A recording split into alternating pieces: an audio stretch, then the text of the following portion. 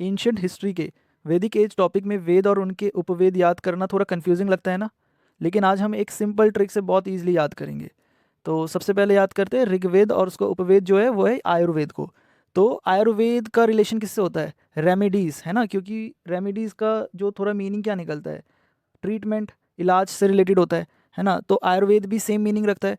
तो आयुर्वेद से हमें याद आ जाएगा रेमेडीज़। अब रेमेडीज़ में ना दो साउंड आ रहे हैं, आर जिससे ऋग्वेद हम कनेक्ट करेंगे, रेमेडीज़ तो इसमें ए का भी साउंड आता है, ई की जगह ए मान लो, याद रखने के लिए ट्रिक है।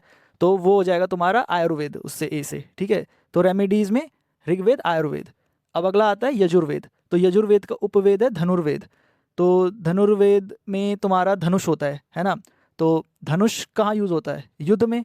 अब युद्ध में सोचो, युद्ध जैसे तुम्हें धनुष से युद्ध याद आएगा, युद्ध में वाई और डी होता है ना। तो वाई से यजुर्वेद, डी से धनुर्वेद। फिर उसके बाद आता है हमारा सामवेद। तो सामवेद इसका उपवेद है गंधर्व वेद। तो सामवेद किससे रिलेटेड है? तो ये होता है रिलेटेड सॉन्ग से, ये तो हमें पता है। अब सॉन्ग में एस और जी आता है, एस से स्टार्ट है, जी से एंड है। तो एस से सामवेद और जी से गंधर्व वेद। उसके बाद आता है हमारा अथर्ववेद, उसका उपवेद है शिल्पवेद, है ना। तो अथर्ववेद और शिल्पवेद, तो शिल्पवेद किससे रिलेटेड है?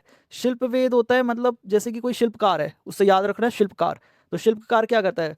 जैसे मूर्तियां बनाते हैं, तो ये किससे रिलेटेड है? मतलब आर्ट्स से रिलेटेड काम है ना। तो आर्ट्स कीवर्ड याद रखना है, ARTS, आर्ट्स। तो आर्ट्स में ए जो है वो अथर्ववेद, और जो एस आता है एंड में उससे शिल्पवेद। तो ये ट्रिक थी। तो आई होप ये अच्छा लगा होगा, तो लाइक कर देना।